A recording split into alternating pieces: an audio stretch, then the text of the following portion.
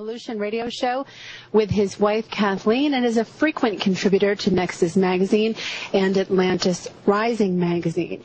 He has just released a brand new book called The Ancient Alien Question, and he is a frequent guest on Ancient Aliens on the History Channel. He also just helped to edit the new book Odyssey of the Gods by Eric Van Daniken, and he's going to be discussing that book also tonight. So we have an array of different topics to discuss tonight, but basically what we're really tuning into is the ancient alien question and what it has to do with the timing that we're going through now.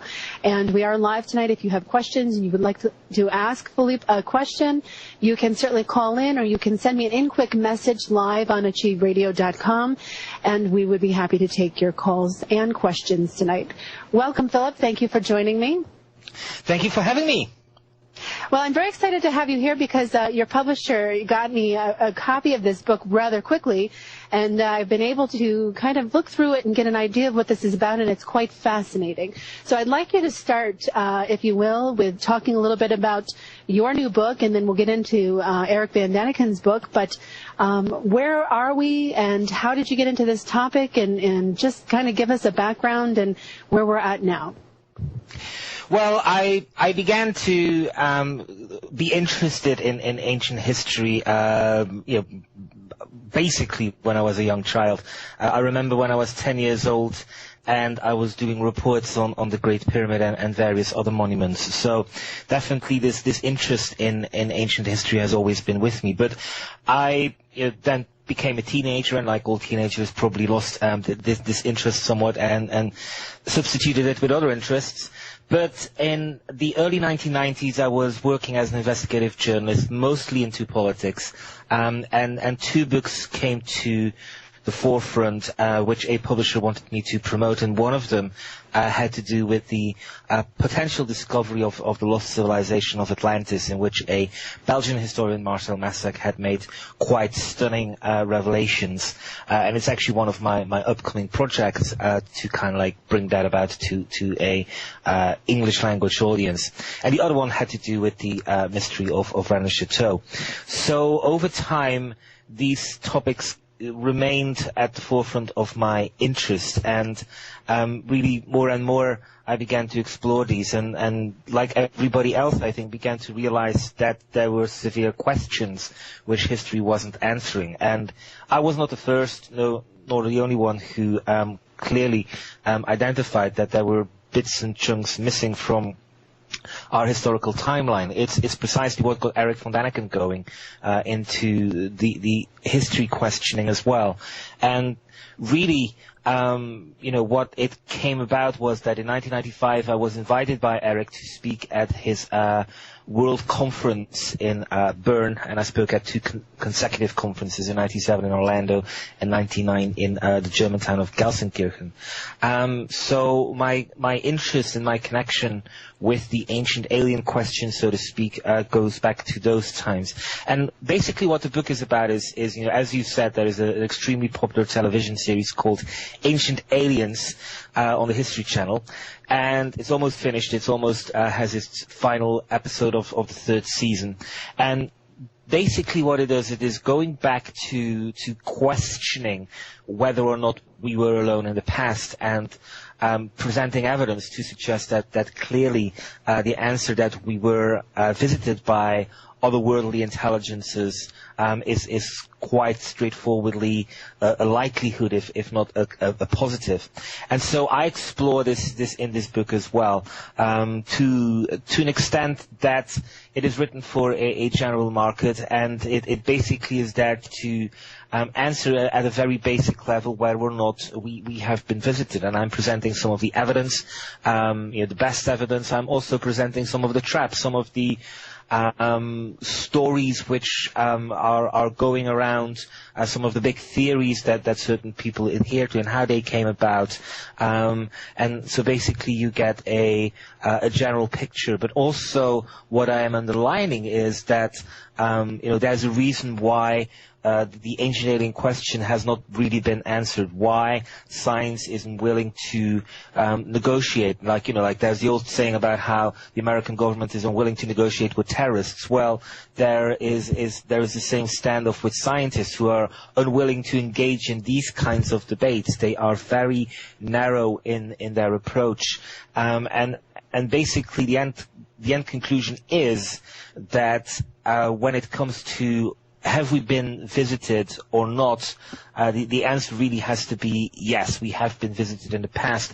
But you can, if you so want to, put the bar of evidence so high that nothing will ever satisfy you. In fact, one of the early book reviews are in, and the first one there was by a person who basically said that that the book didn't answer that the book didn't answer what he was looking for, because his bar of what would constitute positive evidence that we have been visited in the past by extraterrestrial beings was if we were to find an alien spaceship, then be able to retro-engineer it, and then that it would prove that the mechanism of propulsion would identify without a shadow of a doubt that we today or our ancestors in the past would not at all have been able to create this. So it's an extremely high bar to place, because at the very word go, it somehow would say that, even if something crashed 10 or 5,000 years ago, that it is still intact and that we could retro-engineer it. So really, it is that attitude which I also am exposing within science, in the sense that if they are confronted with these things, the scientists will quite often say, we know it is impossible, we just know.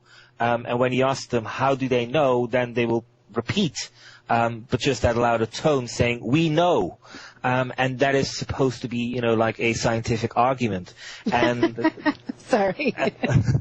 And it is laughable, but it is unfortunately the way these things go. The best example is I always think as Dr. Zahi Hawass in Chasing Mummies, when literally that situation happens.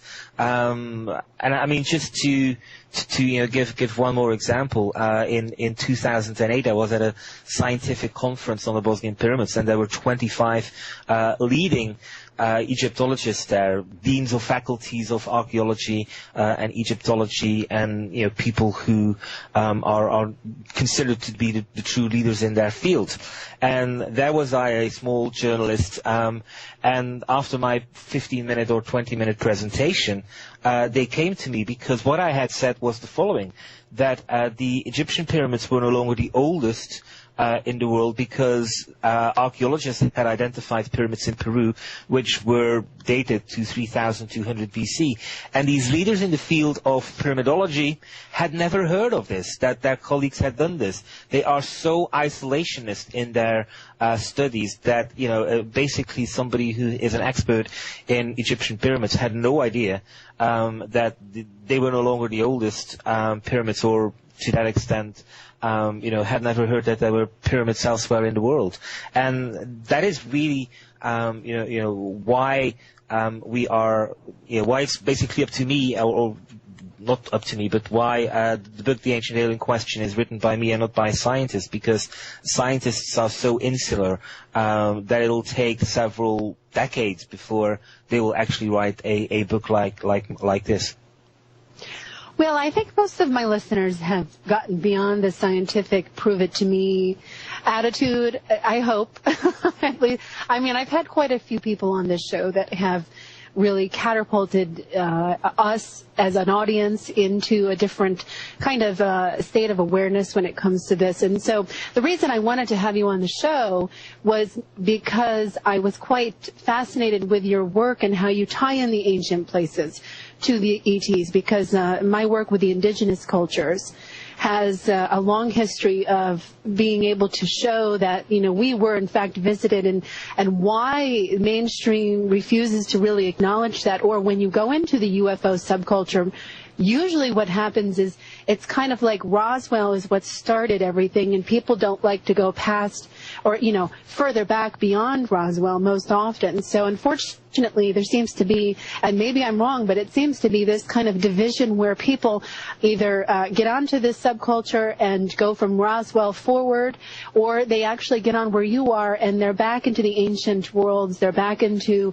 the Greek cultures, the Egyptian cultures, and before that, and then also into the indigenous cultures where we have all of these cave markings and different evidence right across the board that they were there, not only in that particular way, but also in their myths and their stories, and they're starting to come forward with a lot of it. In fact, Nancy Red Star is writing a book that comes out in August of 2012 called Star Ancestors and Extraterrestrial Contact in the Native American Tradition.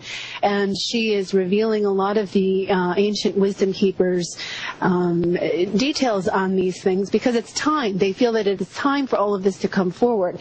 I'm also a big fan of Barbara Hand Clow. I'm not sure if you're familiar with her work, but she has also done a lot of really thorough research on the ancient sites and the different timelines. And so basically, I guess, my point is, and my question is, too, is that do you feel that we almost have to rewrite our history to really be able to connect backwards? Because when we start to look at the evidence with the way these sites were created, how they were created, it just makes sense that this was something that we are not aware of technically in our scientific world as it is now.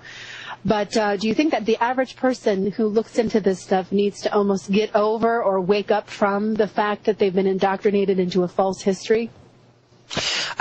Yes, I think they need to understand that, science at this moment in time is dogmatic. The big awakening for me was that I was writing, I had to address this issue of the origins of life on planet Earth, because this is something which is tying into the ancient alien question. One of the things is this: if E.T. came here, there are stories of E.T. interbreeding with us, and the classic paradigm of science is basically saying, well, that's impossible because they would be so diverse from us that it's like trying to, us to mate with a dinosaur, and there would probably be a better chance of procreation with us with a dinosaur than with E.T. Coming to planet Earth.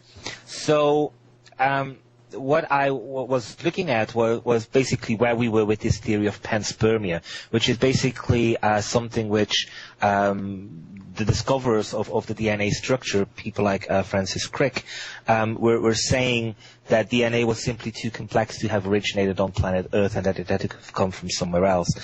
Season 3 of Ancient Aliens featured Chandra Wickramasinghe, a leading professor from Wales. And when I started looking into Chandra's work, not so much like his scientific world, but like his life story, I became appalled because basically what he is saying is that since 1982, he and his colleagues have been the victims of what he calls the conspiracy of silence, whereby basically the journals of science, the scientific journals, are not allowing him or anybody else who is pushing forward evidence that shows, not suggests, but shows that life came from elsewhere in the universe to planet Earth. They just don't publish it. This is why NASA, whenever they are making announcements, like when it's the Mars meteorite, Wolf Simon, or anything else, they are bypassing the scientific journal approach because they know that they won't get published. They go just by press release. NASA is reduced basically to do science by press release because their entire astrobiology department pretty much knows that they will not be able to get published anywhere. And what they are discovering, these extremely advanced scientists, because astrobiology by default is an advanced scientist. Any evidence of astrobiology which you will find by default will be that there is life elsewhere in the universe. But basically, when some of these scientists reproduced interstellar space in laboratories, what they found was interstellar space in laboratories, what they found was that the building blocks of life, DNA and RNA, began to be composed out of this interstellar space on their own. And basically they have come to the conclusion that life is a cosmic imperative, and that life anywhere in the universe is very much on par with life here. It would have DNA as a basis and would pretty much result as, generating life, which is pretty similar to ours. Now, that is a stunning conclusion. If anything is earth-shaking at this moment in time when it comes to science, that is it. But it's pretty much the way science is treating this entire discipline is very much on par with the Inquisition in the 16th century. And so I think, what is happening is that people are awakening to this fact that we are to some extent being shown a disservice by science. And academics, for example, it's off topic from an ancient alien point of view, but it applies just as well. Is there life after death? Things like the near-death experience. We have hundreds of doctors who are publishing reports of near-death experiences with their patients. Some of these doctors, surgeons, have even experimented or are experimenting as we speak during surgeries by basically locating little objects in the operating rooms, which they know that if their client comes back afterwards and says, "Hey, we saw this," then that by default that person must have been out of his body, even though according to the known laws of science, so to speak, that person was under narcosis. So that as a discipline, science is just not interested and says well, that's not anything we are supposed to be investigating. So it's a very reductionist point of view. And the big questions of life, are we alone? Is there such a thing as God? What happens when we die? What about reincarnation? What about miracles? What about apparitions? All of these things. Science has basically two approaches. One of them is a hands-off, like, oh, we don't care. Or the other one is, ridicule, like, oh, we know. That simply is impossible. And that is a disservice, because it basically means that we, the man in the street and the woman in the street, have to fend for ourselves. We have to go out there and try and prove the biggest questions, where we could get a little help from the academics if they so were willing to help us with, but no. And I think this is as you said, in your piece, it is a problem because it means that we are reduced to either believing certain things which we think are okay, but we don't really know, or we have to have this attitude whereby we do rely on science and are a completely reductionist point of view. And to a large extent, that is pretty much what you see out there in the world. You see a world which is torn apart without any real values, because nobody is there to offer them those values, because you either adhere to religion who claims to have the answers, or you are basically stuck trying to answer some of these big questions, but really are ill-equipped to do so, because it's largely one man and one woman for themselves. Now, in the book Odyssey of the Gods, Eric Van Daniken has been asking whether ancient myths and legends speak of extraterrestrial beings which we have mistaken for gods for more than 45 years. He's been, talking about this. What is new in Odyssey of the Gods that he continues to pose this question? Why did he go about in this direction, focusing on Greece? Well, he did it because we've all grown up with Greece.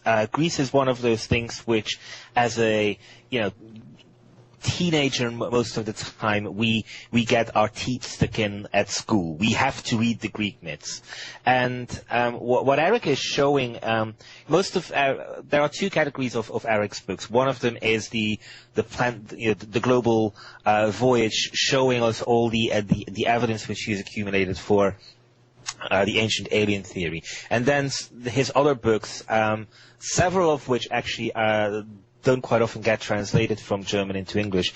They tackle specific countries, and this is one such instance where a book did get translated. And he tackles Greece, and the reason why he tackles Greece is because we all think that we know Greece, but Eric is basically showing us that we know very little about Greece. He is, there to tell you that all of these myths which we have learned and read, if not memorized in school, are vastly different. For example, he shows us that some of these myths have in recent decades been extremely liberally translated. And the reason why this happened was because these linguists who were in charge of these translations basically said, well, that doesn't really make sense, but we know, because again, science knows, that we should translate this somewhat differently. So they did. And so what we think of as having an English rendition, or whatever the language we want to pick, Dutch, French, or German, when we think we have an accurate rendition of what the Greek myths actually said in ancient Greek times, no longer is the case. Over the last 2 centuries, more and more liberal translations have occurred. So what he does is he goes back as far as he can to the source. And there you see that it's a completely different story. And he's also underlining certain things which kind of like begin then to make sense. And the example he opens up with is the story of Jason and the Argonauts. It's one of these stories which everybody's heard of, and it's about a Greek hero who goes in search of the Golden Fleece, and he gets a few mates along for the journey, and basically sets off to Colchis to steal the Golden Fleece. Now, what is a Golden Fleece? And we will kind of like have this image of a little lamb which hangs because there's an order of the Golden Fleece, or in general, as Eric sums it up, basically it's the quest for a piece of fur. And then the first question has to be, why is this important? Why would somebody wage his life to go in search of a piece of fur in a foreign country? And why, Greeks, would you write myths about this? So clearly there's something wrong. And so Eric goes in search of the oldest documents and the oldest texts and tries to read them as much in their original format. And you find out that what we consider to be the Golden Fleece is actually something extremely interesting. It's, for example, known that the Greeks believed that the Golden Fleece was an object which could fly. Amongst the people he takes with him to Colchis are people who say to Jason, hey, take me with you, because when you get this thing, I think I'm actually going to be the one who's able to navigate or to fly this for you. He also shows that there are, liberal translations of the dangers which are lurking to get this piece. We would think that these are mythical creatures who are breathing fire and do destruction. But when you are looking again at the original text, you find that there is a regularity to this, and that very much the description which is given is of a defense mechanism. And again, you have people in his party who say, hey, take me with you, because I might be able to disable this defensive mechanism, and so we can get through it and basically get to the Golden Fleece. And so, even though 2 centuries ago, there was this campaign to make Jason and the Argonauts into something else than what it was, when you start reading it in its original format, it does actually make sense why the ancient Greeks would have written this down. Because, wouldn't you write down in ancient Greek times, if one of your compatriots went in search of an object which was said to be able to fly? I think the answer would be yes. And so it's one example out of several to basically show that what we think ancient Greece truly wasn't, and that the ancient Greek civilization, and specifically Atlanteans, holds clear clues that something in ancient Greece was definitely amiss, and that state of amissness, to coin that term, was the fact that there was a presence of creatures, a tradition of gods who clearly had at their disposal some form of technology, that clearly were stories going around in ancient Greece, which suggested that this bit of ancient technology was still around, and that you have people in ancient Greek times who go in search of this technology and then actually find it. And obviously, when we are talking about technology in those days, the answer is that this is or can only be, or the extreme likelihood is that this is material technology artifacts which are coming from non-human intelligences, i.e. Ancient aliens. So do you feel that we have been already exposed to the technology if these visitors came to us in ancient times? Do you feel that they shared their technology with us back then? I do, and I'm absolutely completely with Carl Sagan on this. Now, technology as such, I think what they gave us was knowledge. And Carl Sagan was the one who, in 1978 or 79, wrote a book together with a Russian scientist, Intelligent Life in the Universe. And in that, he scoured the archaeological records and the mythological records in search of evidence whether or not we had been contacted in the past. And his conclusion was that the best evidence for this was a story written down by Berosus relating to Oannes. And Oannes is a story of a creature which was half fish and half man, which came out of the Persian Gulf into Babylonia, basically made contact with the people living along the Persian Gulf, and after introducing himself, basically asked them whether they wanted to be taught some sciences like astronomy, mathematics, and various other things. And so when the answer was a positive, Oannes began to instruct them, and Oannes would disappear at night. He would go back into the Persian Gulf. The following morning or a few days later, he would return, and he would continue where he had left off. After a while, Oannes no longer showed up, and another creature came, but that creature was absolutely aware of what Oannes had taught him and picked up where Oannes had left off. And this repeated for a period of time, and in a total of 7 such creatures came, who then went into history down as the 7 sages or the Apkallu. And Carl Sagan and I actually feel that this is an extraordinary confirmation of this fact that civilization was given by otherworldly creatures to mankind. And this is not just something which you find in ancient Babylonian records. It's pretty much something which you find across the world. You have the civilizing deity in ancient Egypt of Osiris, who was said to have brought civilization. You have, the same stories with the Mayans, with Quetzalcoatl, Viracocha in the Inca region. All of these civilizations tell us that our ancestors did not walk the path of civilization alone, but that we were helped by non-human intelligences. And when you were talking about the Native American tradition, that is also something which I touch upon in my book, because basically, it's always there to say that to a large extent, kings and kingship was the primary function of a king or a ruler, was to maintain that link with the other world. And in some cases, I think the problem of the ancient alien field is that over the past 45 years, this has become quite specified in a physical ET presence on Earth. And there's definitely some evidence to suggest that this has happened.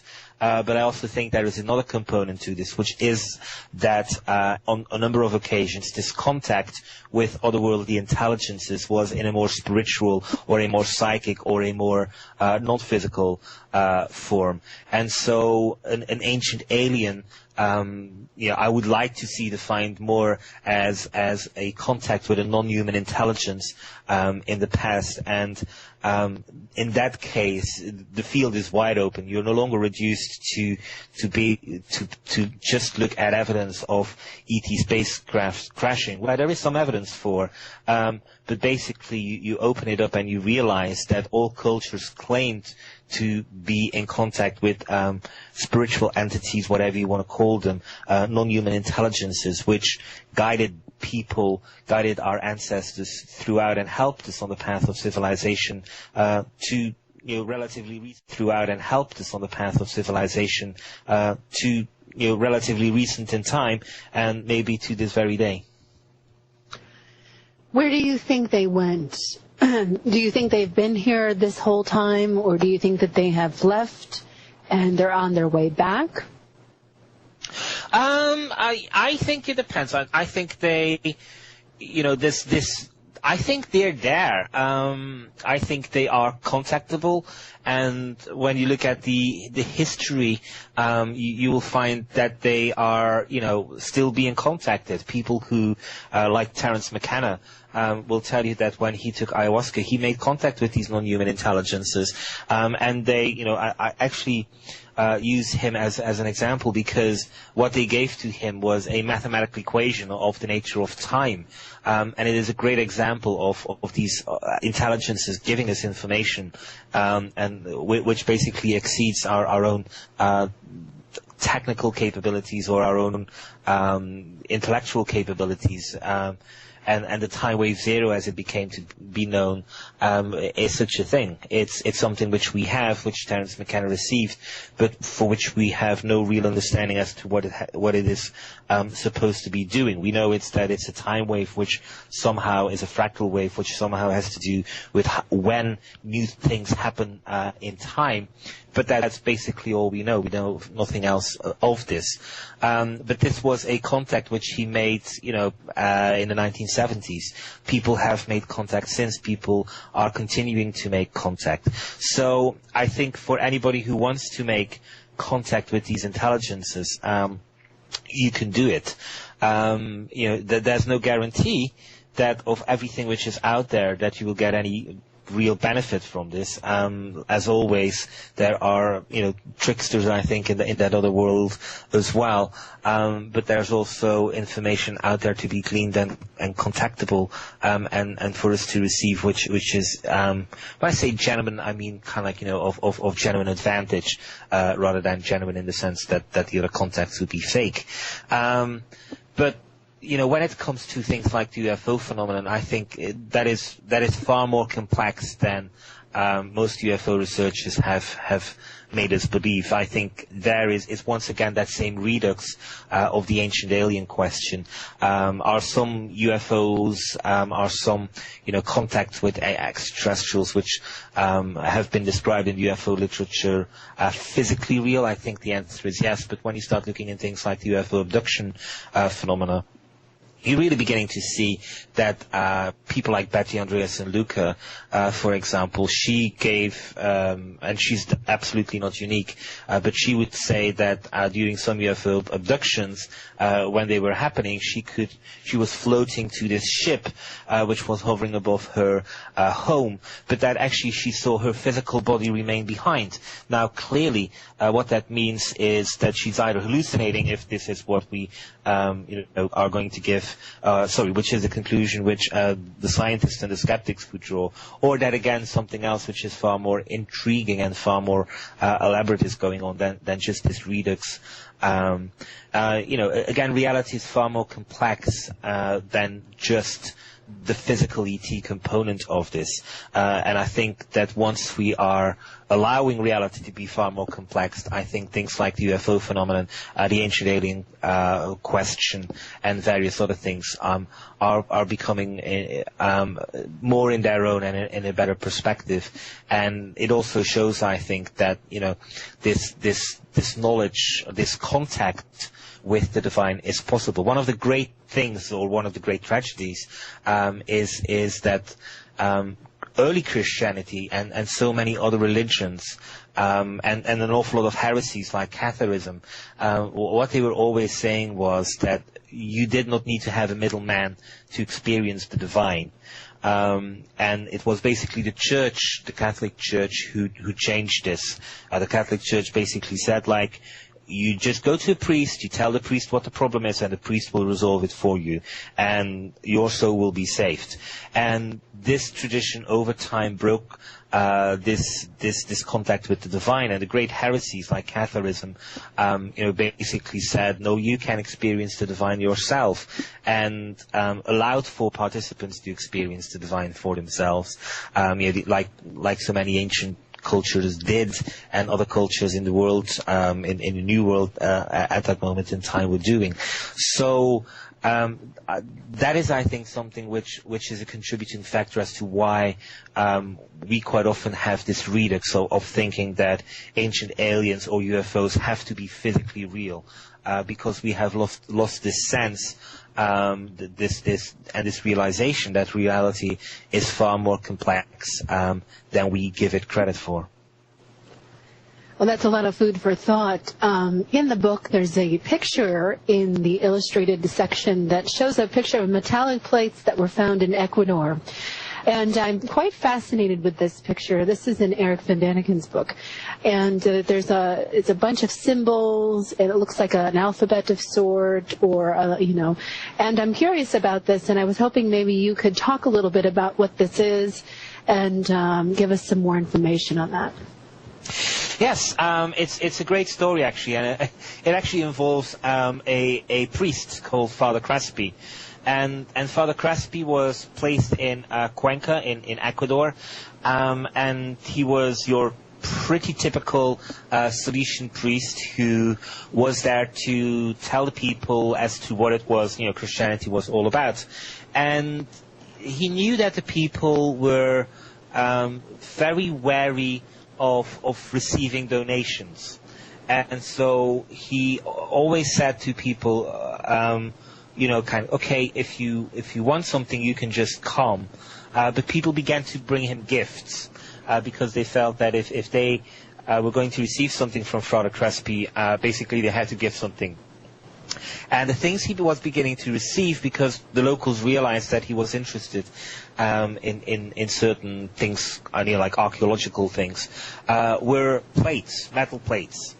And he began to collect them, and he began to compile them. And after a while, he had this extraordinary collection of metal plates. And in the 1970s, the early 1970s, Eric Van Daniken actually went over there and met Father Crespi and looked at his collection and published about it. And scientists jumped on this and said, well, this is impossible because we know that the locals in Ecuador did not have metal plates. Look at these metal plates; they make no sense whatsoever, and so this is all nonsense. And to a large extent, this is where it remained. Father Crespi continued to collect certain things for a bit longer. Crespi himself, by the way, said that there were indeed within his collection clear copies, clear modern fakes of people who didn't have access to what he would call the real stuff, but who nevertheless knew that they wanted to give something to Father Crespi in return for the food or whatever, the medicine he was giving them. And so what they did was they basically went in their backyard and fabricated something which looked somewhat similar to the real deal which other people were bringing him. But Father Crespi himself was easily able to identify the real from the clearly fake. In short, the collection continued until Father Crespi died some decades ago, and then his artifacts have been scattered. In fact, a dear friend and fellow researcher of mine, Eileen Hall, whenever she is in Ecuador, she tries to trace down some of where Father Crespi's collections have gone. But in recent years, archaeologists have done a complete turnaround and have now actually found from other places in South America the fact that indeed the natives of Ecuador, Peru and did indeed have metal, that they used it indeed to make it into extremely tiny sheets of metal, and that they then decorated it or wrote upon this. And of course they are not touching on Father Crespi because that would mean that somehow they have to speak ill of fellow academics. But what they have shown is that the collection which Father Crespi collected definitely was exactly what other people have identified in other parts and nearby parts of Ecuador and Peru, and that Father Crespi's collection, is genuine. that it is definitely not just fakes, but that it was real. Unfortunately, as I said just now, most of his collection has either been dispersed or is held by people who really have no interest in going through another scientific confrontation if they were to take it out. So. Do we know what this kind of writing is? No, because for 40 years everybody has been living in the assumption that these were just fake, and the few people who did not live with that assumption basically have not had access to the collection or the linguistic skills and help in trying to decipher whether these are just decorations or whether there is indeed a script there. But I guess the positive answer is that if we eventually do get the Crespi collection, and if eventually more of these metal plates surface, then we're at least in a position now, after 40 years, that scientists might actually begin to look at them, and that there is actually a hope that we will get to a moment in time when we are able to read them and understand what these plates are telling us. Well, it's pretty fascinating, and I encourage everybody listening to get a copy of the book and check it out for themselves. Now, I have to ask this question. You have a writing on your book down the page, on every page of your book, that looks similar, but I'm not sure if it's the same. But I'm curious what you had put that onto your book for and what it meant to you. What exactly is it? Is it the same writing, or is it different, or...? It is just a group of weird geoglyphs which the typesetter fell in love with, and beautifully displayed on the edges of the book. It looks really good, by the way. I must say I was quite impressed by that. Now, you mentioned the crystal skulls in your book, and where do they play into all of this? Well, the crystal skulls play into this because, they are a primary example of objects which really we have great difficulty in reproducing. Now, in recent years, certain crystal skulls, have been made in places like Brazil and China, and they look quite okay. I was holding one just a few weeks ago in France, and it's a nice piece of skull. And there is some workmanship in there, but there are some skulls which are clearly older, and two skulls, which I have a great affinity with, is Max and the Mitchell-Hedges skull. There are some other skulls which are definitely ancient, but these two kind of have been studied more than the others so far. Max is a crystal skull which has been made from a piece of crystal which actually has 6 different types of crystal in, which means that whoever began to play and create with the crystal and eventually created Max out of was an expert in working with crystal, because most people today will tell you that if they were given such a piece of crystal, when they began to work with it to sculpt a skull from, it would probably shatter in several pieces. Yet, in the case of Max, this wasn't the case. In the case of the Mitchell-Hedges skull, you have clear crystal with a detachable jaw. And when the Mitchell-Hedges skull was taken to the Smithsonian a few years ago, this was because Jane Walsh is absolutely convinced that all crystal skulls are not ancient, that some of these skulls at best have been made at the end of the 19th century in Germany.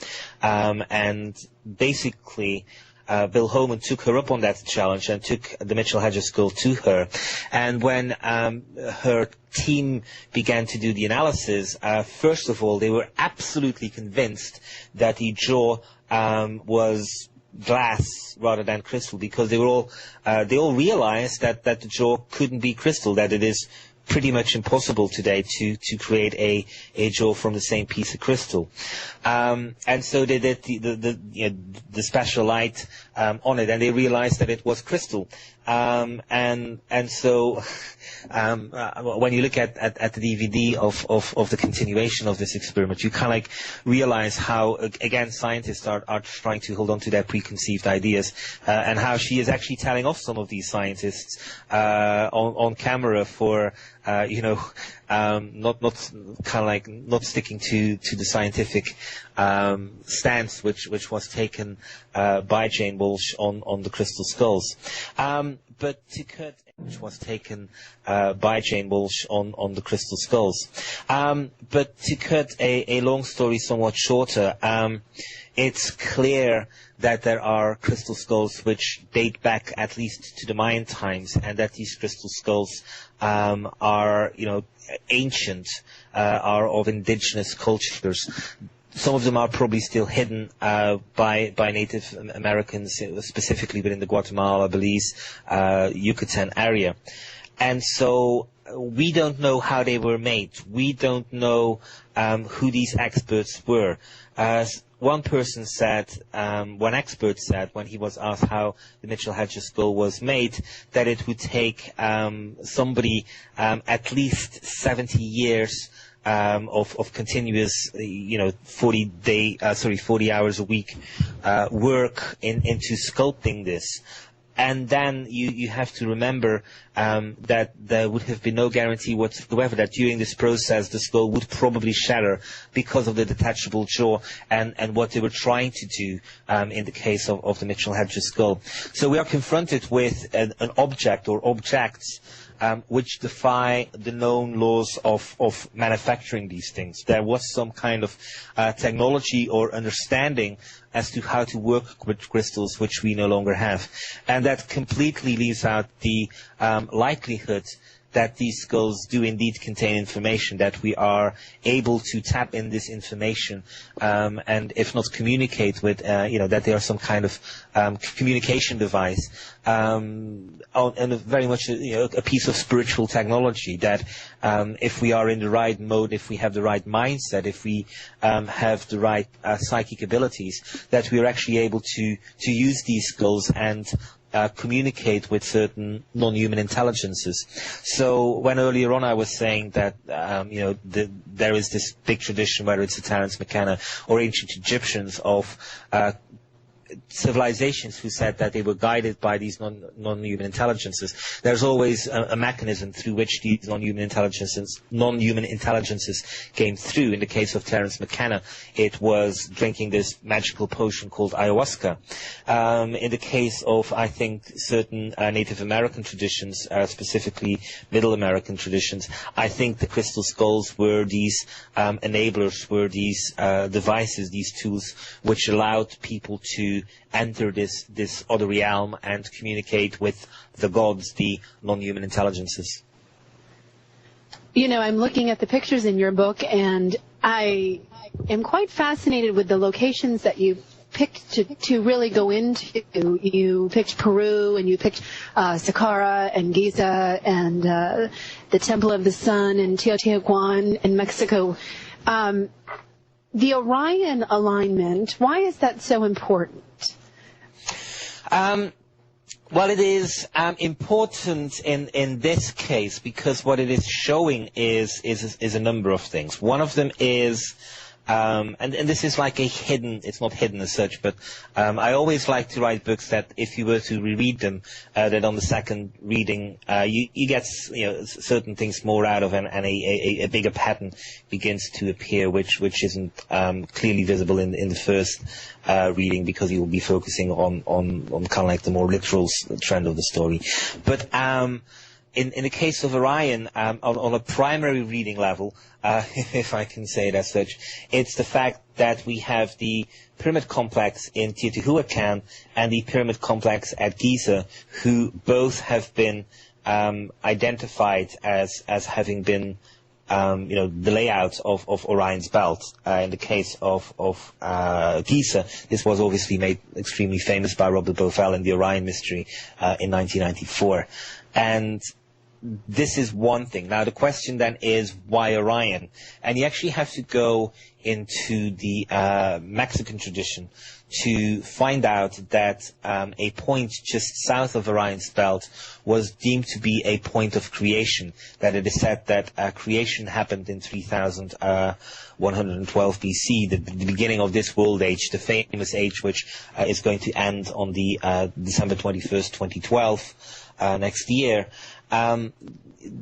That this age was created from a point just south of Orion's belt, and this is why this is depicted. In fact, the tradition of 2012 says that this age was created when the gods convened specifically in Teotihuacan. So that is basically one of the primary reasons why I say that, and why it is important, because it shows us that our ancestors, whatever civilization they were, had a similar understanding.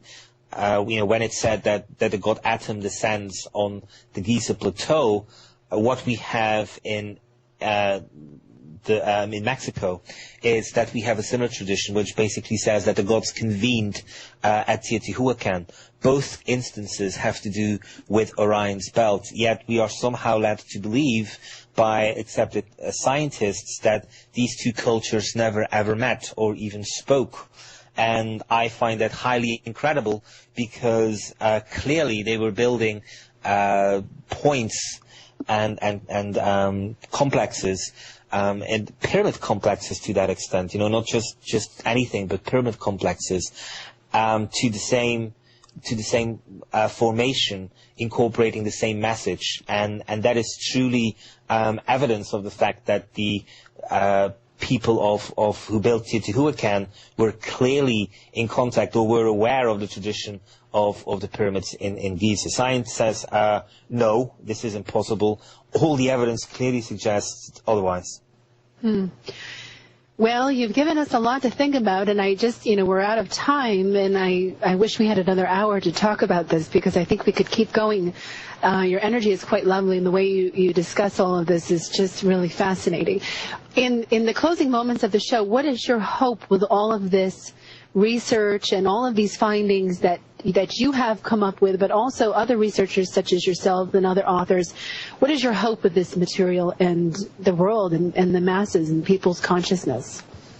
That would take an hour, but I just hope that people are beginning to understand that they really have to think for themselves. That there is, in the absence of science giving us the answers which we need, that there is reason, and that they should feel allowed to question certain things, that they should feel allowed to question whether God exists, that this is not just some issue of religion, of blind faith.